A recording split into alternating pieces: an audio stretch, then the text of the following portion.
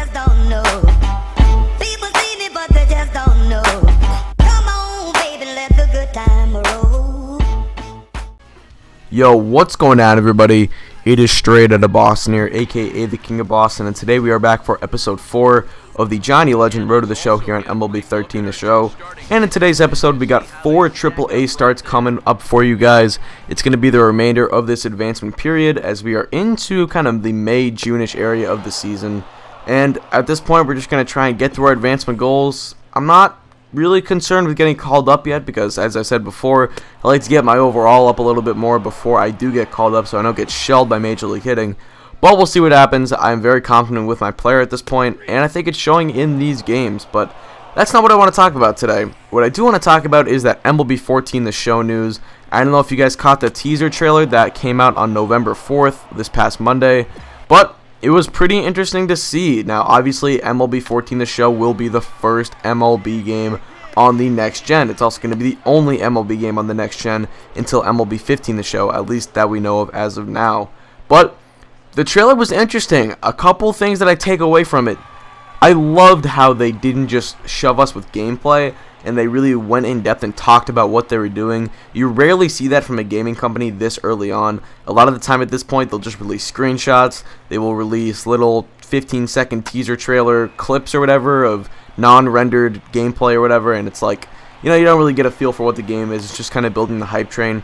But as always, MLB 14 or MLB The Show, not having a competitor almost does it a good thing because it doesn't have to worry about building up a hype train. It has its own little community of fans, and it knows how to please them, and it pleases them by making smart kind of trailers like that where they actually talk about the game, talk about the new innovations that they're going to be putting into the PS4 edition without, building the hype train, so to say, and filling us with kind of just, nonsense that we really don't want to see. But nonetheless, what I was really excited to find out, and I know this is kind of a thing that some people have been concerned about with kind of the new consoles or whatever, is I was glad to hear that Road to the Show and franchise and all the typical game modes that everyone likes to play will be in MLB 14 The Show on the PS4. There's always kind of the risk of they're going on to the next gen. It's going to be very bare bones. There's not going to be this game mode or that game mode or game mode X, game mode Y.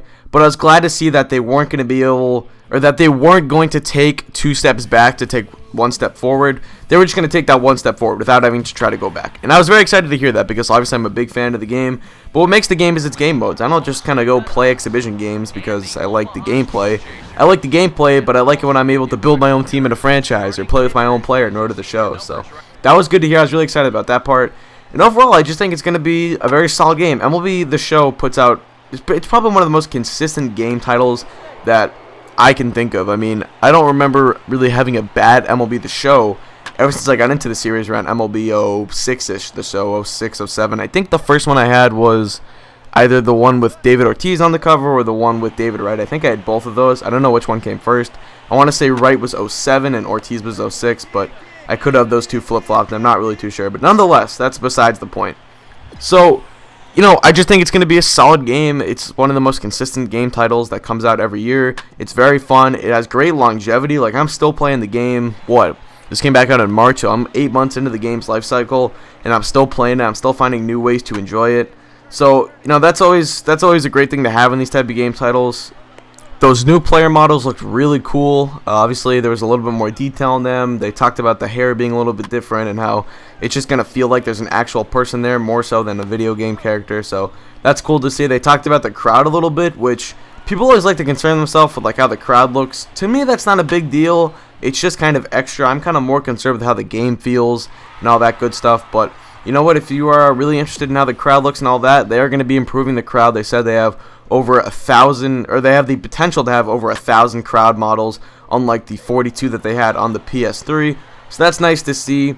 And other than that, the one thing that I was really excited to find out about, which I found out about by watching Sports Gaming Universe's analysis of the trailer, is that he said he read a article from, I can't remember what website it was, but it talked about how you're going to be able to cross-game your save data files or whatever. So for an example, if you have a Road to the Show going and it's 2024 and MLB 15 The Show's coming out, and you're going to have to start over again. Well, this time you're not going to have to. You're going to be able to keep playing that on MLB 15 The Show. I'm assuming starting from that year, but I could be wrong. I'm not too sure how that's going to work because rosters are always different, and there's different players in each game and all that stuff. I'm not sure how exactly that's going to work out, but it's just something interesting to find out about. It's something interesting to hear, and I think it has the potential to be, really breaking for game titles. That's something that a lot of people have wanted for a lot of different series of games like Madden and NBA and 2K or all that good stuff. But, it's something that's going to be potentially groundbreaking for MLB The Show, and I think that it's a great idea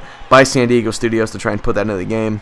But other than that, that's pretty much all I have. They didn't talk too much, about the game outside of, just new player models and going over to the PS4. It's just kind of, it was partially to build the hype train because they want to put their name out there this time of year. Now that baseball season is over and people aren't going to be probably focusing on the game too much. I know a lot of people that kind of stopped playing this game right around the baseball season ending, so they want to keep their name in the news and all that good stuff. But I thought it was just a very good trailer overall, and I'm really looking forward to it. So let me know what you guys thought of it. Let me know what your new favorite features are that they mentioned in the teaser trailer.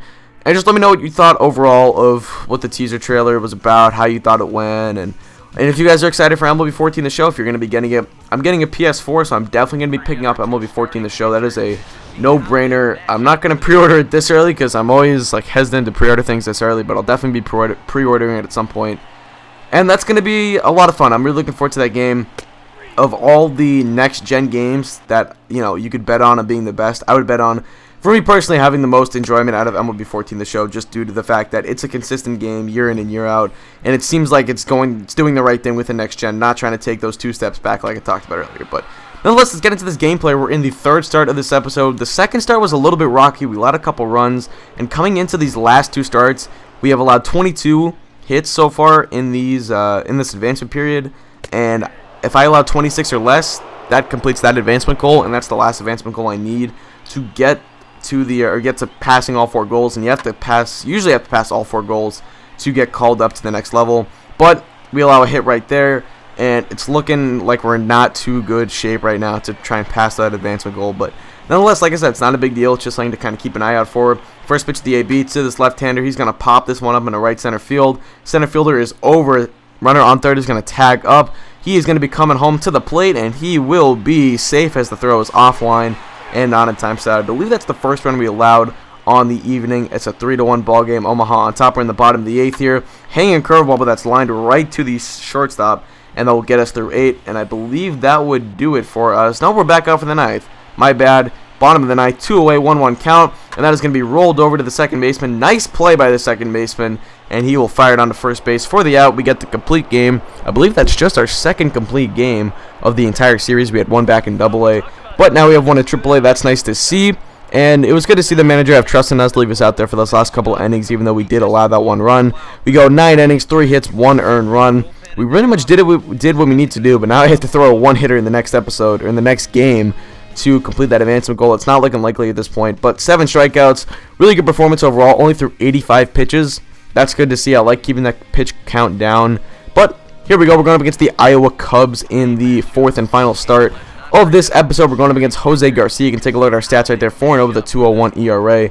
An opponent's batting average of 240, which is not the lowest you're ever going to see. So what that tells me is we've been getting a little bit lucky with getting guys to strand runners and all that good stuff. But here's the first pitch, or this is actually the second hit of the game. We allow one in the first inning as well. So we do not pass that advancement goal. We will likely not be receiving that MLB call-up. So that is Junior Lake, the man who did get called up by the Cubs earlier in the year. He got off to a really good start. I honestly don't know how he finished the year, but I know he got off to a really good start. He had like 9 hits in his first 4 games or something like that. But Puig status, nonetheless, bottom 2, already a couple guys on. I'm past focusing on that advancement goal. I've got to focus on trying to get this W.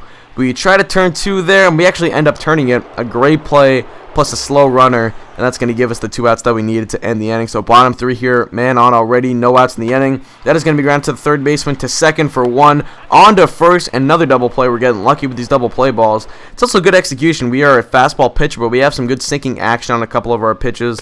So that's always good for inducing ground balls. The sinker is always a great one to induce ground balls with, but also if you can get guys to roll over changeups and maybe cut fastballs that they kind of just fight off to the first baseman if you're like throwing to a right-hander, always good pitches that you can try to get guys out on or get double play balls on. But we ended up settling down after allowing a couple early hits, and we ended up having a really good start in the bottom of the 8th after a strikeout in the 7th. First batter of the 8th inning is going to ground that one right back to us. We will take our time and fire it to first base, and we will get the outs. That's 1 away in the 8th.